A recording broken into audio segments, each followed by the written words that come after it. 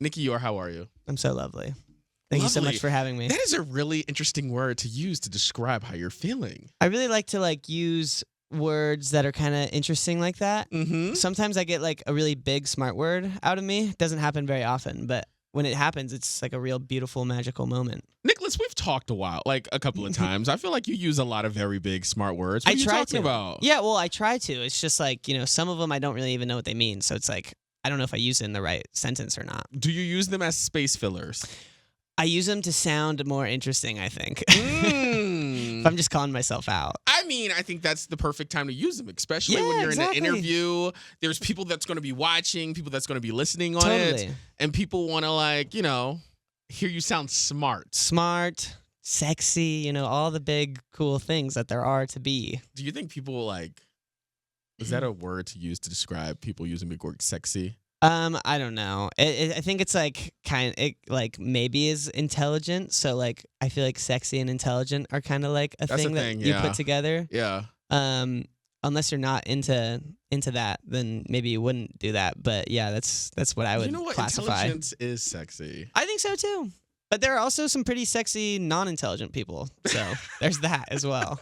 All they have is their looks. Yeah, and that's okay sometimes. Not always, but sometimes it works. Nikki, take a sip. I will take a sip of my water. Yes, your Jesus water. Mm-hmm.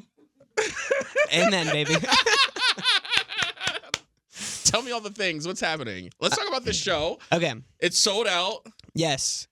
When you first got the news... Sold out on the first day. Right, okay. So when you first got the news that it's sold out on the first day... I freaked out because I had no clue. This is our first headline show that we're doing, which is very exciting. And I had no clue if anyone cared about me enough to actually spend money, which I think I've learned is the coolest thing so far that I've realized is people actually mess with me enough to go out of their way to spend some time with me at a show, which I'm really excited about. Yeah, it's just a crazy feeling, and I'm excited to see a ton of new faces and hear people that know all of my catalog, which will be super new and cool for me. I gotta say, it's a small flex whenever somebody spends their... First of all, I feel like everything is super expensive right now. So expensive. And the fact that they are taking their hard-earned money to go to one of your shows, that has to mean the world. It does, yeah. I think... I don't know if I'll cry at the show, but afterwards I'll definitely have a moment of reflection and be damn, that was pretty cool that many people showed up to see me. So I'm excited. I think that should be celebrated. For sure. And by a celebration, you should take a sip. Is this what we're doing? Yes. That's two. So was that a good feeling? Describe that feeling to me for someone that has never had a show. Yeah. That doesn't sing. That will never have a sold out experience. How did that feel when you got the news that the show was sold out? I mean, it's weird because I thought I was that for so many years. Mm-hmm. And I had no clue that I was gonna be able to do these things and be on the radio talking to you and it's just a crazy feeling. So it's hard for me to still figure out the words to describe it. But I think it's just it's really just beautiful. It's just magical. I don't think there's anything else. It's just really cool. And I'm just really grateful to have people by my side that want to support me. Can I just say, so I've seen you perform at probably 6 Jingle Balls. Very many of them, yes. And I loved seeing you there at each one. Absolutely. We always had a great time just chatting it up. And I got to say, being on stage has to be somewhat addicting. So at first, it's the scariest thing ever. And I don't think a lot of people that aren't musicians realize that it's not just you going on stage and singing songs. There's a lot that goes on behind it, and you have to think about cool moments to make the show feel special and making sure you can sound good on each track because there are some songs that you can record that you sound really good on, but live it's a harder thing to do. So correct. There's a lot of things that come into factor with putting on a show. And I used to get so much anxiety. I mean, my first Jingle Ball, that was before that I was playing 300-person shows. And then I did Jingle Ball, which was 18,000 for the first one, I think. So that was a brand new experience for me. And the scariest thing I think I've ever done. But once you get up there, it's the most, it's super addicting. You just feel great. I think everyone at those shows were like very supportive too. So like they were just having a good time and like stoked to see anyone on stage. So it's like a really like low pressure, even though there's like so many people watching you. Yeah, it's like it's a crazy feeling. Now I'm like always looking forward to doing more of it. How do you get over that anxiety though? I think you just kind of get used to it. I definitely think like anxiety has become a thing that I'm like I wasn't very prone to until recently. And I think that's just become, part of the job is like you have to do social media and do these shows, and then like if your music sucks, like that doesn't feel good. So like you have to, you make so much music that a lot of it isn't the best, and a lot of it, or that like out of every 10 songs you have like 2 or 3 that are like pretty solid, So like, yeah, there's a lot of anxiety that comes with being in the music industry, and it's really tough, but I think you just slowly get used to it and figure out how to maneuver through all of it. You know what's interesting? I think you tweeted something.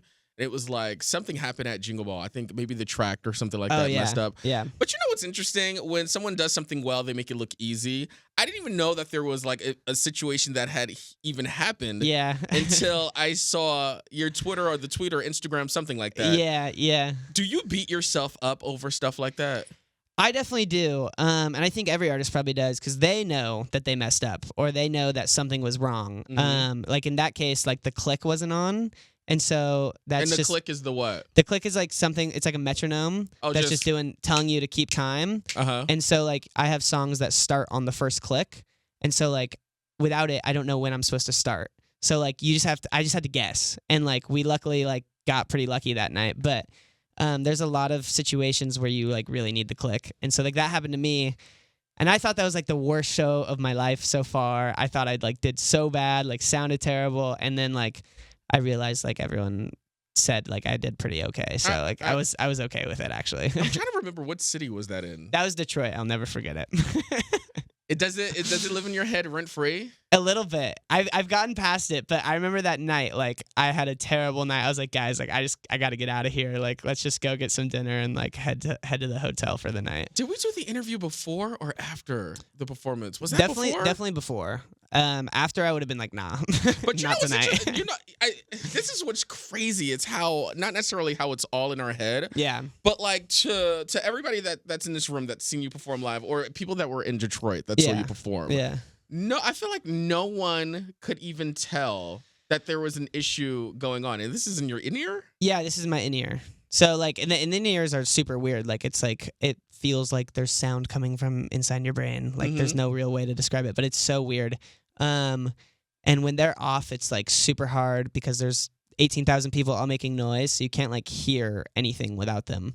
So without them, it's like it's pretty tough. But yeah, I think it's all in your head. I mean, I think that's like with life in general, like most of your mistakes and like things like that you think you like did wrong were just like random little mess ups like that only you're noticing as well. That's interesting. Yeah, I think so at least. Who knows? How do you get over it? The small stuff? Because I feel like throughout your long career that you're going to have, how do you learn to let that go? I think like I've figured out that talking with like my friends that are in the industry helps a lot, because a lot of them are like very supportive people and like know what I'm going through and what like every other artist goes through.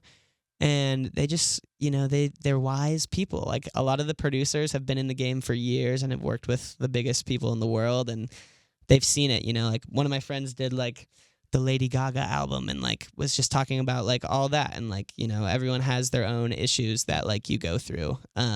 And you just figure it out like day by day, I think is like the best way to go about it. But it's tough. I think like, I'm probably going to get a therapist to talk about things just because it's, I've never had one. And I think I always thought it was like something that I never needed. And then I've talked to so many of my friends and they're like, dude, like you just got to get one. It's like not as big of a deal as I guess I thought it was back in the day. Let me tell you, I feel like doing what you're doing, you need somebody to like, not necessarily bounce ideas off of, but just like get it out of your system. I know a lot of people use writing music or performing music or being in a studio as a form of therapy. Yeah. But I feel like you still probably need to get in there and talk to someone. You know what I'm saying? For sure. And I don't really write from a place of like my life stories. I write from like a place of like, I'm just trying to create a sense or like a vibe or a sentiment within each song. So I think it's it's hard for me to be able to like let out my emotions through my music sometimes. So like having someone to talk to is like something that I think is gonna be super useful. Do me a favor and tell me about Shut Me Up. Shut Me Up. It is a song that I wrote with 3 of my friends who are all amazing. I think it was just like a song that we were toying with, like the idea of like think too much, and I was like, that's been done a ton of times. Like let's like come up with something like a better tag for that. And it kind of formed into like a story of when you're like talking to someone that's kind of new in the talking stages and you guys haven't like made a move yet. Sometimes you just talk way too much. At least I do, because you're like too scared to make the first move. And every once in a while, just be nice if you had someone just help you out and like shut you up. And that's what it is. With a kiss. A tender kiss. Yes. Are you an overthinker? I'm for sure an overthinker, yeah. And that's the problem, I think, a lot of the times is like I'm just like running thoughts in my head. But I think that's like 95% of musicians probably. A lot of us are like overthinkers with our thoughts. I wonder why is that the case?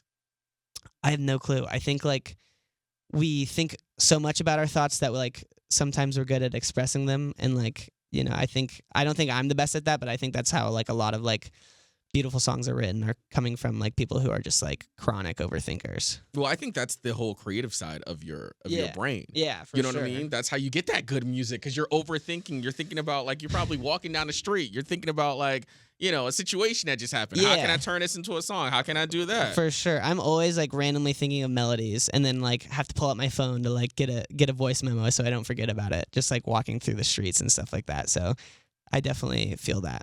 Are you the type of person that listens to your own music in the car? Oh, for sure.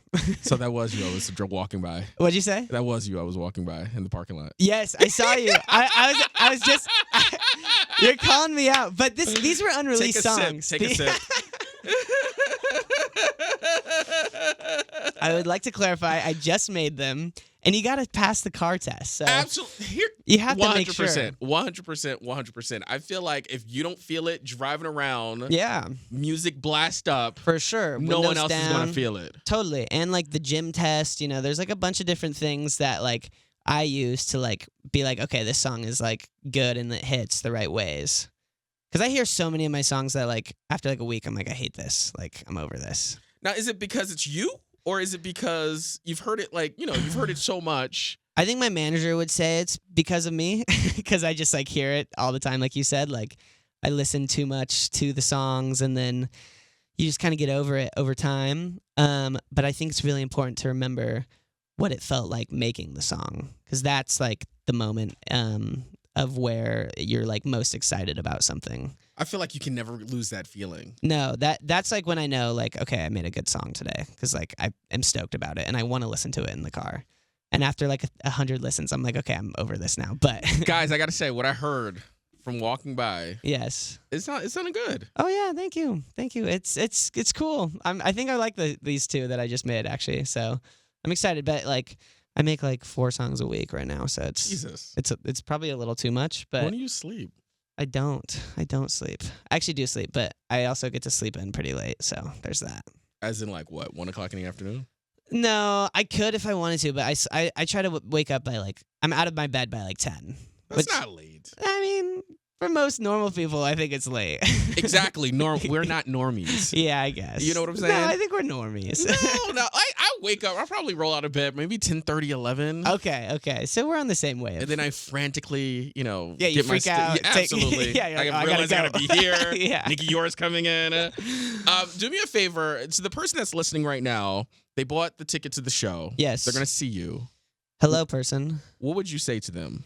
I would say come with a big smile, and ready to have the most amazing time of your life. I think it's going to be really fun. We're doing a lot of different things that we haven't done before for a show. And yeah, it's just going to be a grand old time. That's all I got to say. A grand old time. Absolutely, baby. What are you working on next? Tons of songs right now. I think we're trying to figure out what's going to be the next song. I'm trying to do some collaborations as well, in a bunch of different genres. So I'm just trying to figure out what is next for me. I think with Sunroof, it set me up for like a really good position, to be in a really good position, obviously. And I can't like just remake that song as I've done. Like I have. That's done. That's done. Yeah, You're forward. I got to get out of it. So right.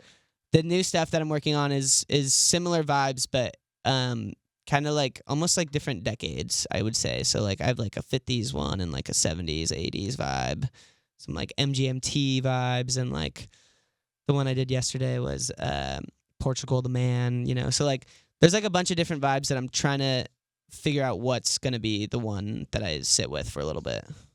Well, Nicky Youre, appreciate the chat. Thank you so much. Do you have any more water left? I have a little bit more water left. Do you want some? Go ahead. Are you sure?